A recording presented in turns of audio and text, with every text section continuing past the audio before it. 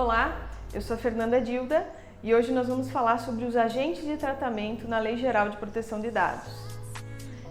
Quem são os agentes de tratamento? A LGPD traz essas figuras como o controlador e o operador. Muito bem, o que é cada um? O controlador é a empresa ou pessoa, normalmente estamos falando de pessoas jurídicas, que determinam, que decidem o que se faz com os dados coletados, o modo, o que e por quanto tempo eles serão mantidos, as bases legais. Os controladores é quem decidem. Agora, quem são os operadores? Porque o controlador pode ter uma gama de operadores com quem ele compartilha esses dados. Claro que sempre o titular dos dados deve estar ciente disso.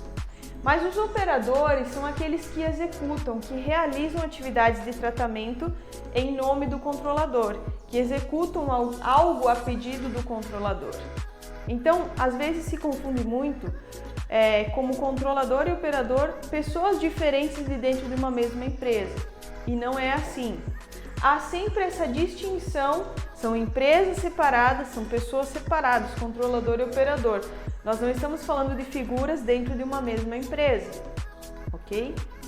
Agora, por que é importante ter uma relação contratual entre controladores e operadores? Porque nós estamos falando de obrigações. E falando de obrigações, nós falamos também de responsabilidades.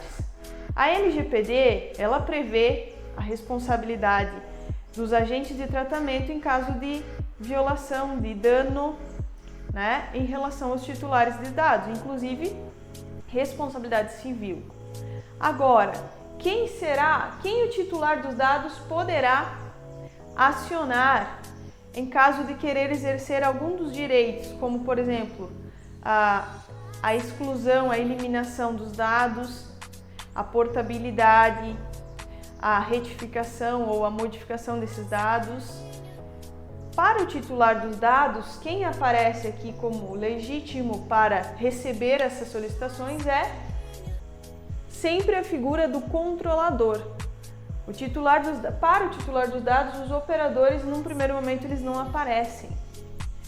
Quando que o operador passa a responder solidariamente? Quando ele não está de acordo com a LGPD e quando ele viola algum dos termos da relação contratual, aquilo que o controlador determinou, quando ele vai além daquilo que o controlador disse ou quando ele sai totalmente fora do escopo daquilo que o controlador pediu. Então, quando o titular ele vai pedir para o controlador algo, por exemplo, exclusão dos seus dados,